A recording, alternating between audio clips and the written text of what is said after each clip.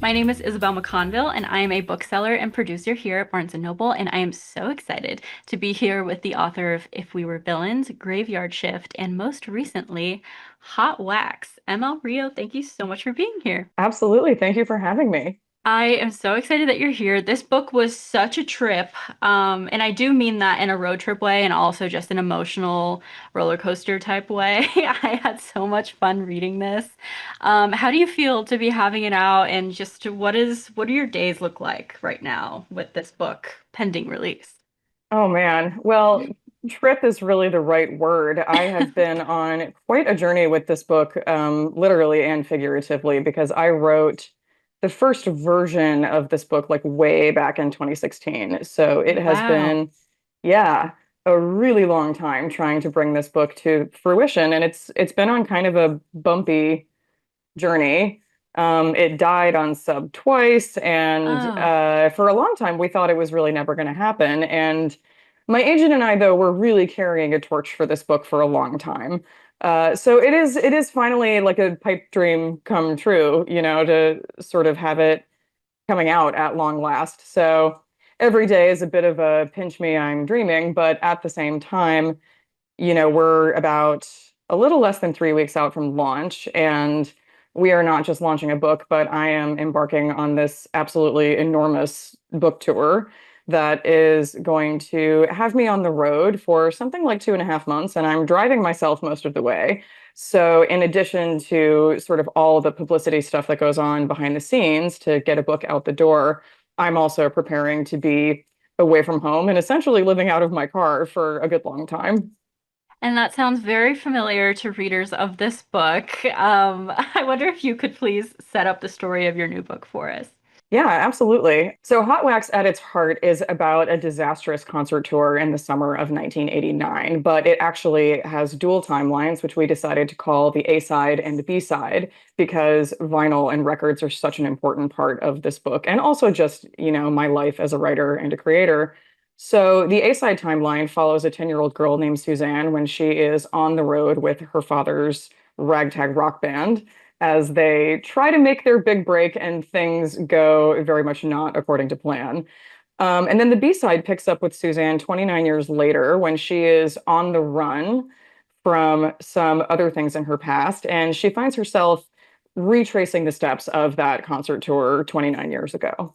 I wonder if you can tell me a little bit about where this story really started for you. I know you said you started writing it in 2016, but how did you know that this was the story for that time? Well, the funny thing is, it actually turned out to not be the story for that time because I wrote this book and nobody wanted it.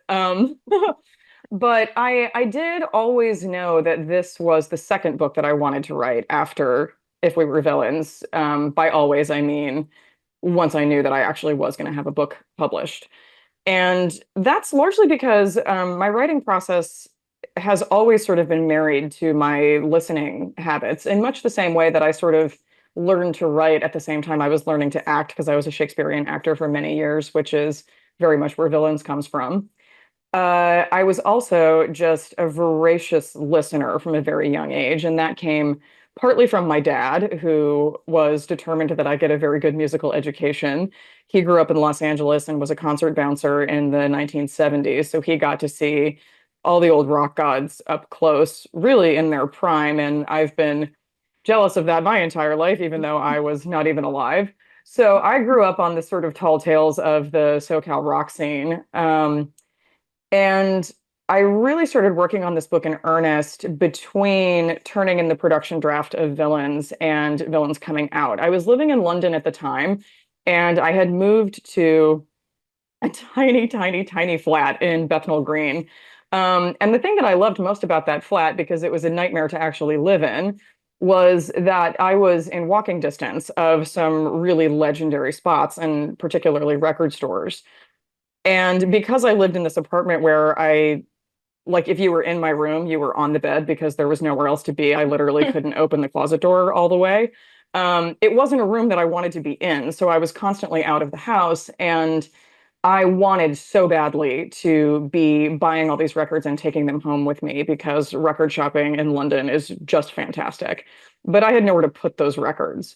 So once I came back to the States after finishing my master's degree, that was like my first priority. I was finally living in a place where I was going to be for about 6 or 7 years in my PhD program. And I just got the bug bad. I did not have a TV. My stereo was the focal point of my whole house. And I started amassing a record collection that got away from me pretty quickly and has now expanded to the point that I have to keep a lot of it in a storage unit out in New Jersey because it won't fit in my house.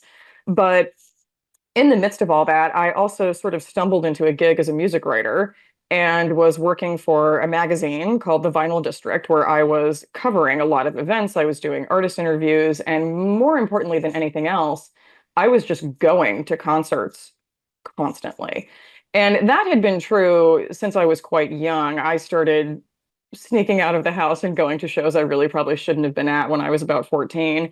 And just never could get enough of it. And so once I had like a job that gave me an excuse to do that like almost every night of the week, that just sort of became the thing that I did outside of graduate school and outside of my fiction career, which really was not going well at the time. When we were ready to sell Hot Wax, which had a different title at the time, Villains had kind of flopped after it first came out. The sales numbers were not good. Nobody bought it. And my publisher had this right of first refusal clause in my contract. And they read the book that I had and they were like, yeah, we don't want this. And the sales numbers just aren't there. Go with God. So we took it out on submission and nobody else wanted it either. And quite a few editors told us, I like this, but the numbers just aren't there. And I'll be honest with you, I was in a pretty bad place with it. I was in a pretty serious depression for a number of years about the fact that my first novel had kind of ruined the rest of my career. It was just impossible for me to get published again. Um, and then our fortunes kind of changed in about 2020. We made this very unlikely comeback from the backlist, which was this fascinating grassroots thing, but that's kind of a whole separate story. And suddenly editors were interested in hearing from us. And my agent said, okay, well, what do you want to do? Because we'd tried to sell, 3 or 4 books that nobody bought, and I'd sort of given up and I was buried in my dissertation and just sort of focused on other things. And I said to her, you know what? I still want to do the concert tour book. That's like really where my heart is. And thank God for my agent. She has been by my side since the very beginning, and I'm very lucky in that regard because that definitely doesn't happen for every author. So starting in about 2023, when I finished my PhD program, I did this hard 180 back to fiction. I put all of my stuff in a storage unit, sold the rest of it, and hit the road and basically lived out of my car for about 2 years while I was writing this book because it was really important to me to kind of do it right and get out there on the road.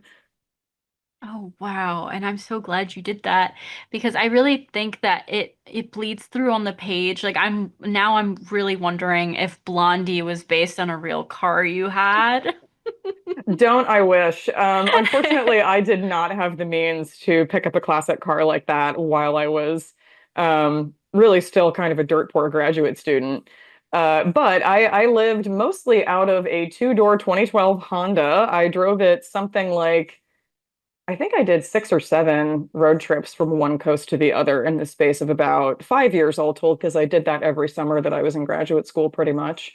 Um, and it was amazing. I loved that life. I really did. And even when it was hard, I actually shattered my foot in the middle of that and had to learn how to drive in a moon boot and Oh my gosh. put both of my crutches under one arm and drag my suitcase with the other hand. And I was just determined not to let that slow me down. Yeah, I just got a puppy and I'm thinking it's the hardest thing in the world to drive with the dog in the passenger seat and I'm wrong. I am wrong. I also had a dog who actually got cancer in the middle of all that. So I was also dealing Oh, with cancer treatment for my dog, and that sort of zeroed out my savings. So I really was kind of living on a prayer that couple of years.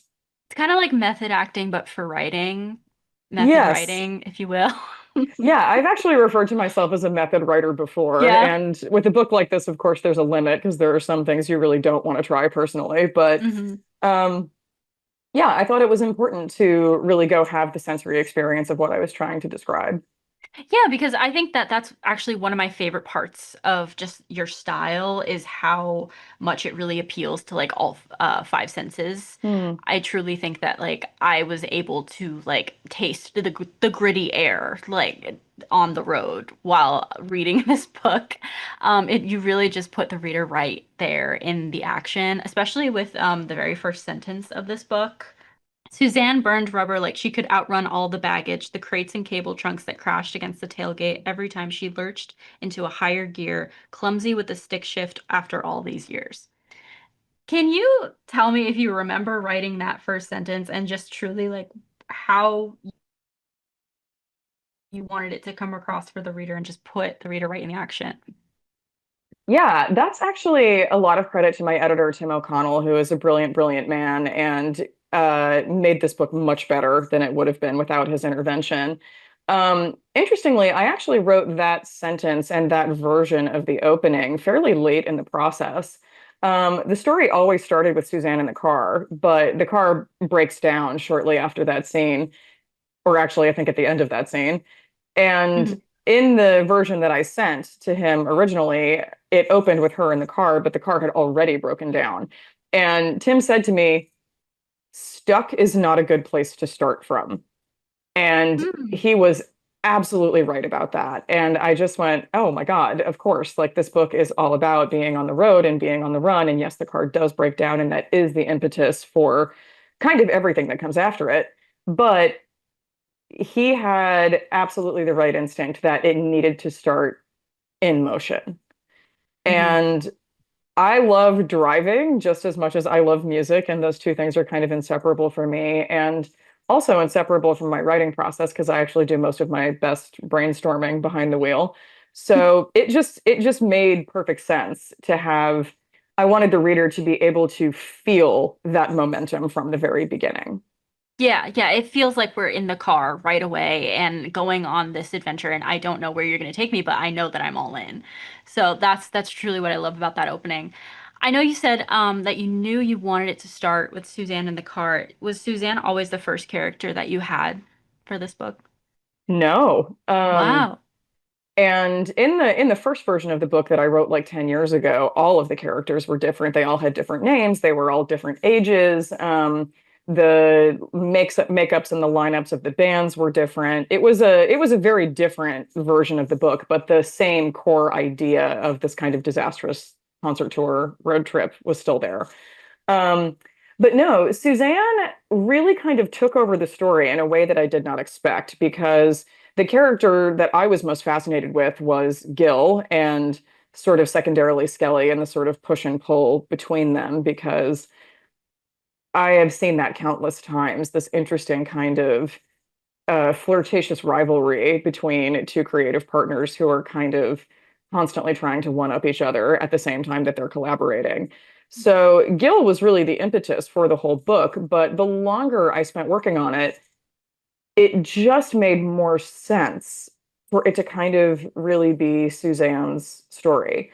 It was always from her perspective because I really felt that you needed an outside observer to sort of give the band the mythology that they need to have. And Suzanne got younger as the writing went on. Originally, she was a teenager, and she got younger and younger because that wide-eyed, childlike perspective became more and more important. But there is a sort of theme in the book of Suzanne realizing that it's her story too, even though she's been this background observer the whole time. And that came very much from my own process writing it and coming to that realization myself slowly over, five or six or seven drafts. How did you really know when you found her voice, like as a child and as an adult? Because what I really loved about the way you wrote this too was that wide-eyed, childlike voice was very realistic. It didn't feel like an adult writing a child, which happens often. And I truly felt like I was looking at the world through the eyes of a 10-year-old. Oh, thank you. I love to Yeah. hear that. It was a risky move, and I was very uncertain about it actually, because between you, me, and the fence post, I generally hate books that are narrated by children because, for exactly the reason you mentioned, they usually are just not convincing. Yeah. Um, A recent exception to that I have to give a shout out to is Holly Wilson has this book called Kittentits, which is just absolutely off the wall, but it's one of the most persuasive narrators and one of the most persuasive child narrators I've ever seen in fiction. So Ooh, I'll check that out. yeah, go pick that one up if you've never heard of it. Um, but interestingly, Suzanne's child voice was really quite easy. That came very naturally, I think, just because I had such a strong sense of who this kid was, having grown up in the very strange environment that she grows up in. And going back and forth from the A side timeline to the B side timeline was all about how different she is as an Hmm. adult. She's completely lost that childlike wonder and she's become this very jaded, exhausted, kind of browbeaten person. And I think part of the momentum of the book that operates on a more subtextual level is wondering what's happened in her life to make her like that. What has happened in her life to change her in a way that is that deep and fundamental and really kind of tragic? Um, so whether Suzanne is an unlikable narrator, I think, is up to individual readers. But what I would say is I don't really care if people like her. What I want Hmm. is for them to understand why she is the way she is and why she does what she does by the time they get to the end of the book. Yeah, no, that makes perfect sense to me. I also love a challenging narrator just personally. So I had a lot of fun with her. I wonder, did you write all of her childhood sections and then write her adult sections, or were you literally flipping back and forth? I wasn't literally flipping back and forth. My writing process for this book was actually really different than my Mm. other two published books. Villains, I wrote to kind of mimic the structure of a Shakespearean tragedy. And Hmm. by the time I sat down to write it, I had a very precise outline and I wrote the whole first draft in like 90 days, I think. Wow. And I did that in perfectly linear order. And that was partly because Villains has a lot of like props and set pieces that need to be in the right place in order for the whole story to kind of come together. So that was very deliberate. And Graveyard Shift, of course, happens at this absolutely breakneck pace. The whole story takes place in the course of like 10 hours, which was something I'd always wanted to try. So that one I also wrote in linear order. Hot Wax was very, very different. I wrote the scenes of Hot Wax in a completely scattershot way. It was just when I felt inspired to do a certain scene. And I was writing constantly, but jumping all over the place in the narrative. And we actually were still restructuring the novel up until the very last draft. I think we went through like, there is a draft that I have jokingly started to call draft 666. It was the sixth draft I did with my agent and my editor. And that draft tried to kill me twice, which is a long story. But for that particular draft, I actually ended up throwing out a whole 40,000 words and then rewriting 60,000 words in like less than a month. Oh, Um, wow. and that again is great credit to my editor Tim O'Connell and my editor in the UK Jack Butler, who worked very closely with me to figure out how on earth we were going to make the interlocking gears of these two timelines work together in the right way. So it was not romantic and not the fun part of the creative process that you think about when you think about writing. It was a lot of like note cards and mind maps, and I'm not going to lie, me like crying over my laptop at 4 o'clock in the morning. But I do think we got there. I think we finally arrived at the shape of the thing that really makes sense. And now that it has kind of arrived at its final form, it's really hard for me to imagine it any other way. Yeah, no, I think it flows really, really well. And also, I have to give a shout out to chapter titles. I actually want to ask you about that because I just Yeah. love chapter titles and I think more authors need to do it. And so I'm just curious about how you landed on that and what the process was like for actually naming your chapters. Yeah, I really love that you brought that up. I feel like chapter titles have kind of gone the way of the dinosaurs. Like nobody does them anymore. It's just chapter one, if you even get that. Hmm. Um, that was actually something that held over for the whole 10 years I was working on this book. The music is so essential to it. Yeah. And almost all of the music in the book, apart from, the fictitious bands that I made up, there's two of them, Gill and the Kills and Babblemouth. All the other music mentioned in the book is real, which has been surprising to some people. Actually, my assistant, when they first read the book, they're quite a bit younger than me, said, I love the names that you made up for all these bands. And I was like, what are you talking about? And they said, Captain Beefheart. That's so goofy. I was like, oh, Captain Beefheart is 100% a real band. Um, but I always wanted the reader to kind of have a soundtrack to go along with the book. From the very beginning, all of the chapter titles were song titles, and some of them were real song titles, and some of them were songs that I made up for the bands in the book.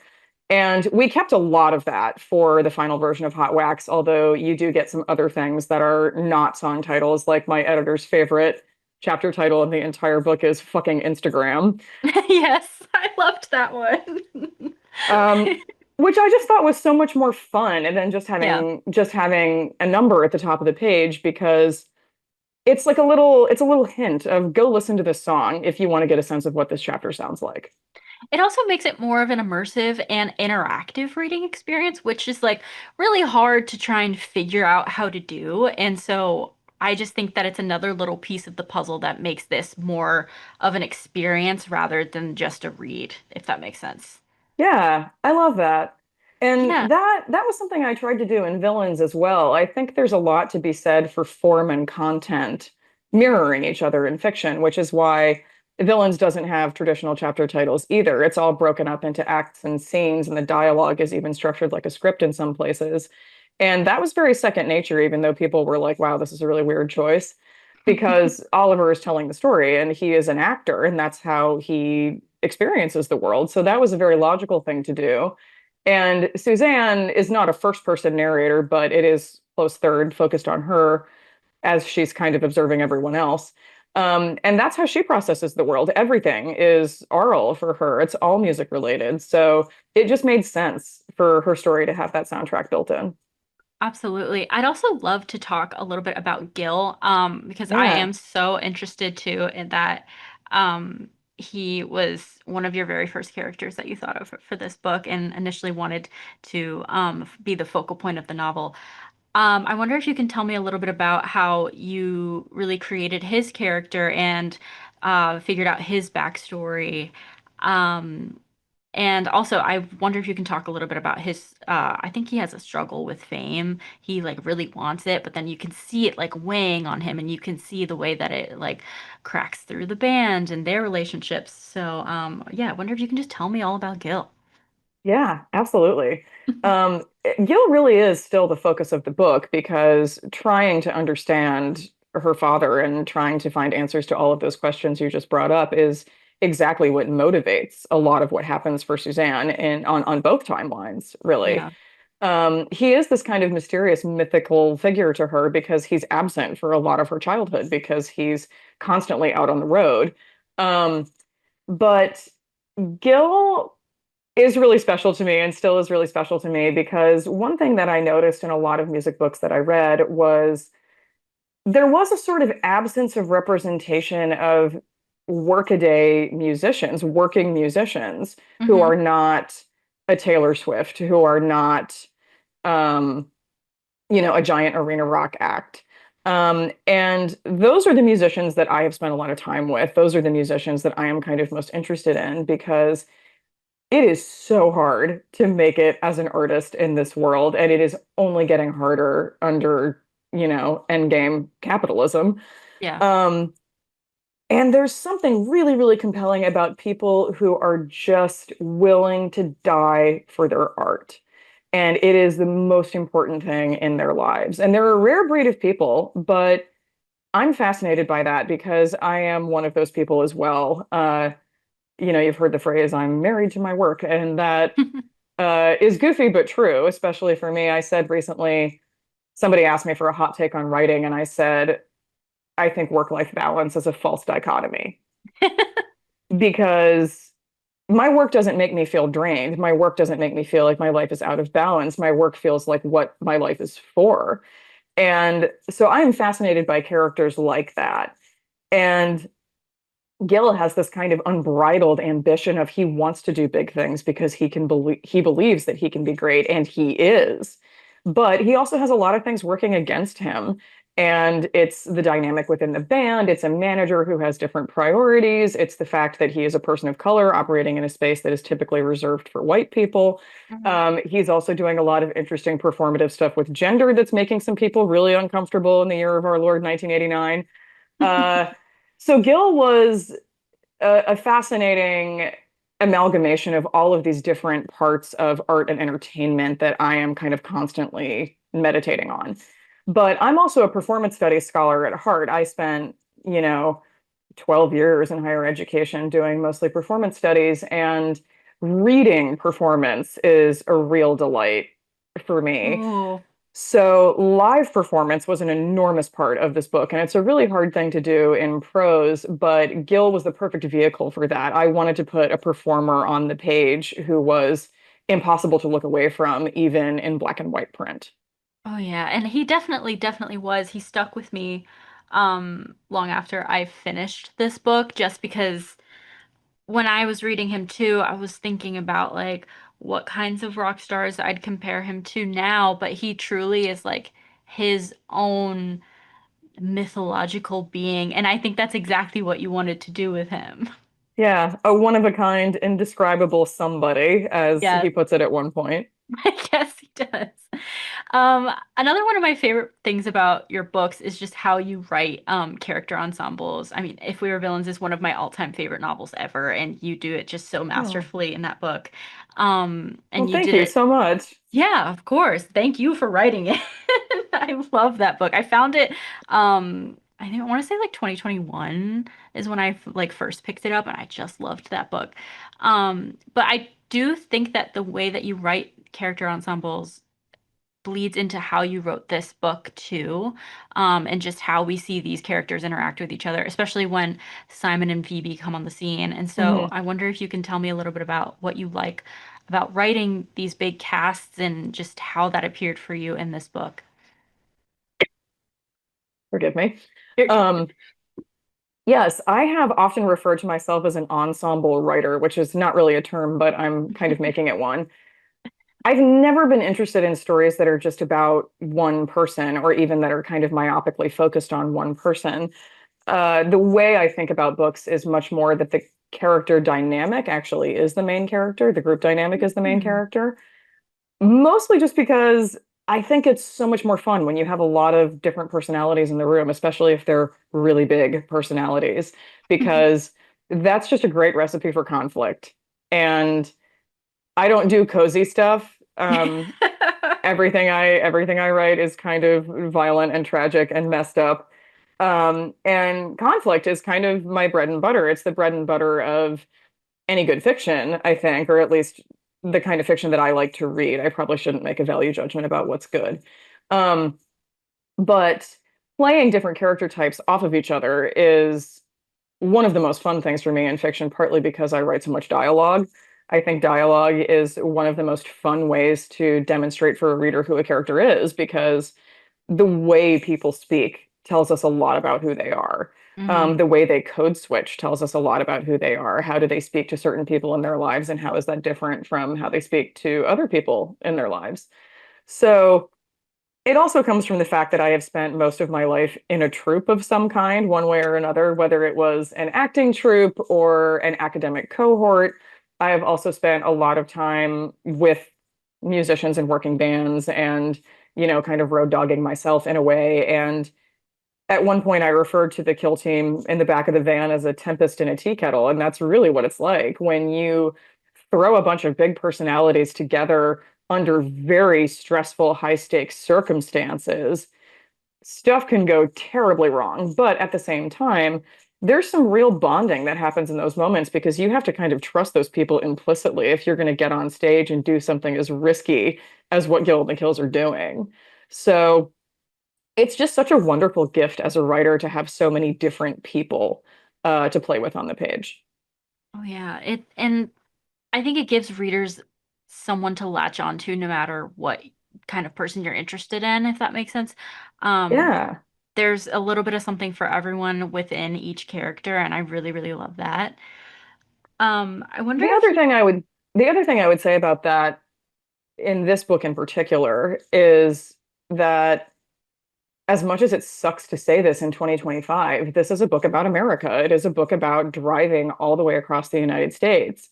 And as I was rewriting this book during the first Trump administration and I was living in Washington, D.C., it was very difficult to ignore how the landscape of the country was changing. Yeah. And one thing that was very important to me was to accurately represent the enormous diversity of this country, the diversity of thinking, the diversity of custom and tradition and ideology.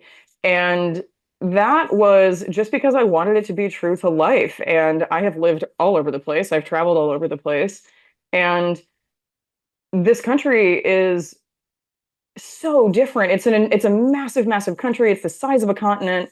And every small town that you stop in is going to have its own weird quirks and its own kind of interesting characters.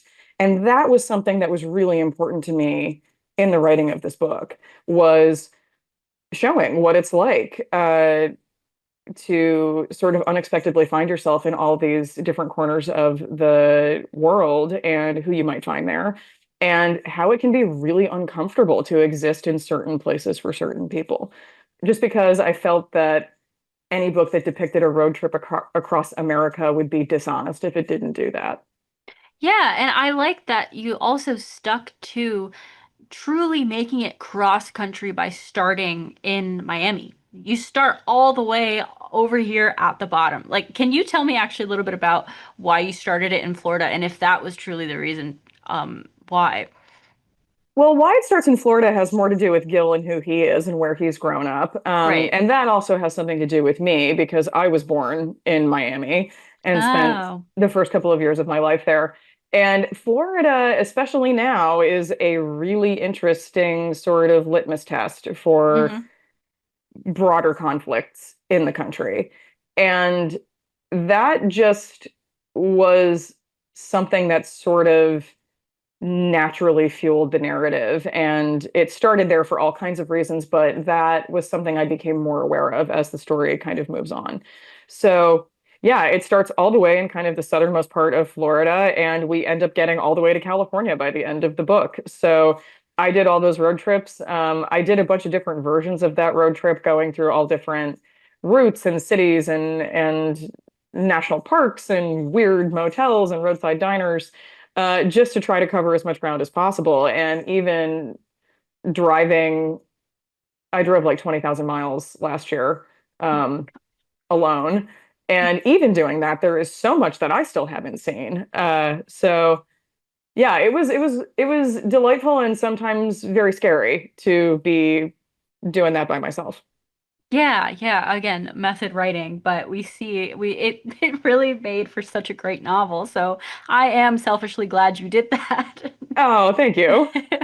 Something else that I really loved about this book is that you sprinkle in song lyrics here and there. Mm. I wonder if you can tell me a little bit about your process for writing those and if you will continue to dabble in songwriting at all. Ah, well, I have to sort of put a plug in here for I actually have an essay about this very part of the process coming out with LitHub later this month or maybe next month. I don't think we have an exact date yet, but yeah, this was part of the process that I was actually very nervous about because I am a terrible poet. All of my attempts to write poetry have been utterly embarrassing and disastrous. But the music industry is so stingy about letting you reprint lyrics that if you're going to write a song about a fictional rock band, you're eventually just going to have to write the songs yourself. Um, and I approached that the same way I approach everything, which was a combination of research and character development. Partly because I am a dyed-in-the-wool academic, all of my work is very, very research heavy. And while I was writing Hot Wax, I not only listened to thousands and thousands of records and watched thousands of hours of concert footage and went to hundreds of shows, but I was reading music biographies. I was reading autobiographies by musicians and really kind of studying where the creative spark comes from, how different artists make music, whether they do the music first and the lyrics come later. Do they have one person writing the music and someone else writing the lyrics? And when I actually needed to be writing songs for the book itself, What I did was thought about each song and what kind of a song it was, because much like literature, music has genres and traditions. So is this a torch song? Is this a power ballad? Is this a protest song? Is it blues rock? Is it country? Is it rockabilly? Like, what's going on here? So I would gather up a bunch of songs that I thought kind of fit the bill of what I was trying to do and listen to them very, very carefully and on a very deep level for what the structure of the songs were doing and how the lyrics kind of fit into that. I was actually like diagramming sentences in a way that I've never done with prose, trying to really understand what makes 12 bar blues work, what makes a long, weird composition like The Doors' The End work versus, like a 3 minute pop hit. So I did a lot of that. And I also was thinking about, I'm writing these songs, but I'm writing songs that are for characters. There are songs that are written by Gil and also by another songwriter in the book whose name is Vince. And no two songwriters are going to write a song the same way, in much the same way that no two novelists are going to write a novel the same way. So it was also just a lot of character development. It was thinking about who are Gil's musical influences, who are his poetic influences, what kind of a song would he write, what in his background is informing where this comes from. So that actually did make it a lot easier. And I think I got better at it as the process went on. But an interesting thing happened, which was unlike my prose writing, I'm a workhorse. I can just sit down and do the work. I do not wait for inspiration to strike because if I did, I would never get a book done. That really didn't work with lyric writing. I could sit down and try and force myself to write lyrics, and it was like pulling teeth. What did work was just staying really immersed in the kind of music I was trying to write lyrics for. And things would kind of come to me gradually and they would need revision and take shape usually. And then every now and then I would have one that just came like a bolt out of the blue. There were a couple that even had little melodies that went with them. And I was like, wow, okay, there's a song. There it is. Um, and I think that really was just practice. It was getting used to a new kind of writing that I'd never done before. So as for whether I'll do it again, I really don't know. I think the jury's out on whether the lyrics are good. I don't know that I'm a good enough judge of that. I think I need some musicians to weigh in. But yeah, it's a thing I'd be interested in. If anybody ever had a song in search of a lyricist, I would definitely be interested in mucking around with that. Yeah, I mean, I think they're great, and I sure you can call me biased, but I had so much fun reading them. I think ML Rio fans are all patiently awaiting the accompanying EP with this book. Oh, wouldn't that be wonderful? I know you said that you were reading a lot of music biographies and listening to a ton of bands and going to a ton of shows while you were working on this book. Was there any specific band or musical artist or even biography that really helped shape who Gill and the Kills are for you? Not any one band or artist, no. It was omnivorous because I really wanted Gil and the Kills to be entirely their own thing. And Yeah. Um, the other thing is, it's not just one person. Gil is the principal songwriter, but there's three Hmm. other people in the band, and a band is necessarily a collaboration. So they're also bringing all of their musical influences into the room. And for instance, Skelly, who's the lead guitar player, his musical influences are very different from Gil's, which is sometimes why they're a little bit at odds. So I listened to absolutely everything. I listened to absolutely everything. Well, I think it worked. I do think it worked for this book because it just feels so real. It truly feels like I'm reading a music bio of a band that I love and just trying to find all of the lore behind my favorite forgotten rock band. And I do think that's what you wanted to do with this book. Yeah, absolutely. Because, where it really comes from at the end of the day is the experience of being a real fan. Yeah. Um, I don't have much musical talent myself, but I've been a music fanatic since I was, a little kid. And that is such a unique relationship to have with an artist, is that just sort of obsessive love of the art that they make that makes you curious about who they are and what makes them tick and where this astonishing art comes from. So that part of the book is very real and very close to home. And every serious record collector I've ever known has been like that. And that's a world that I know very well, is the world of music obsessives and the world of musicians themselves. I've spent a lot of time backstage and on the road with working musicians. And much like villains, that was something I hadn't seen represented in fiction much in a way that I felt was convincing as someone who actually has lived in that world. So that was something I wanted to do with this, and I love to hear that it struck the right chord for you. Oh yeah, absolutely. And I will take that pun. Of course, can't resist. I wonder if there are any music bios that you'd recommend to fans of this book who just want to go a little bit deeper with their musical reading. Sure. I mean, I think it's always worth looking for any books about bands that you're interested in, but a couple of kind of unconventional ones I might recommend is there is a wonderful book called Total Chaos, which is an oral history of the Stooges. It's a series of interviews with Iggy Pop.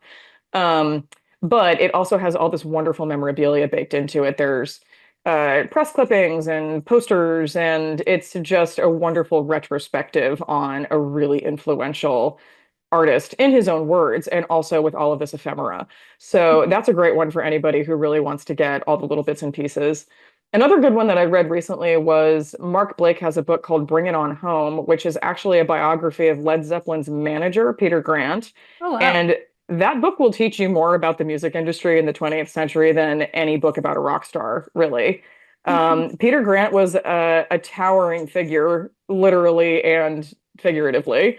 Um, but it's just such a fascinating window behind the scenes. Another one I really love is Brian Eno's Diary from 1995.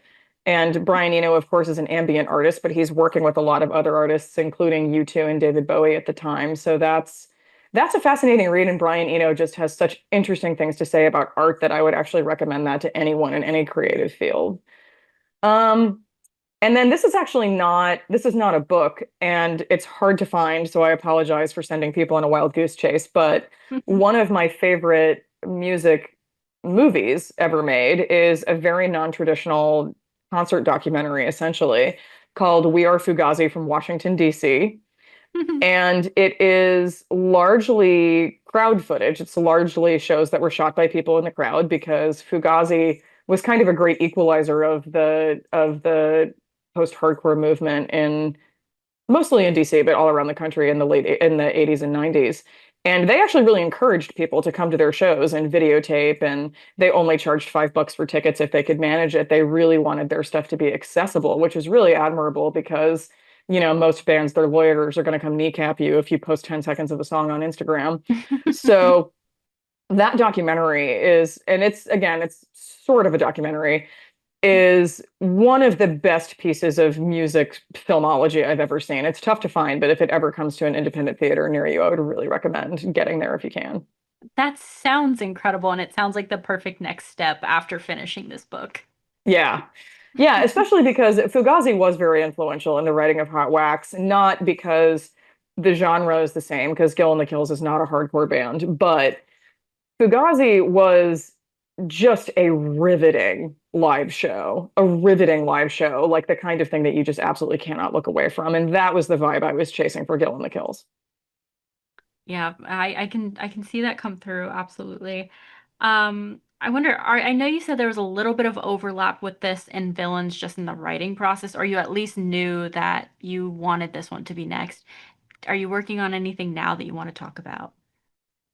Um, Honestly, I have been so overwhelmed launching two books 2 years in a row. It's really Yeah. hard to believe, but Graveyard Shift has not even been out for a year yet. It's gonna turn one while I'm on tour for Hot Wax.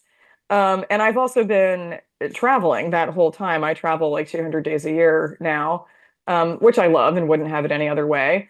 But I am in the very early stages of working on the next project, which will also be very different. Um, all of my work is kind of intertextual and is interested in other forms of art. In Villains, it's theater, and in Hot Wax, it's music. And I'm actually not much of a film buff, but I am venturing into the world of film for the next thing because I really love film noir. It's one of my Mhm. it's one of my comfort things when I'm on the road, and you can usually find film noir streaming for free in pretty much any hotel room. So that's something I've gotten really, really deeply interested in lately, and something I think I'm gonna make some forays into with the next book. Well, I can't wait for that. I will sit patiently and along with the rest of your fans and just wait for this book because I know that's going to be exciting. But in the meantime, there's a lot to chew on with this. And I'm so, so excited to get it into readers' hands. M.L Rio, thank you so much for joining us on Poured Over. Hot Wax is out now. It will be once I this believe you. comes out.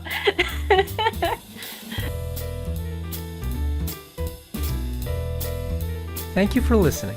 Poured Over is a Barnes & Noble production. To help other readers find us, please rate and review the show wherever you listen to podcasts.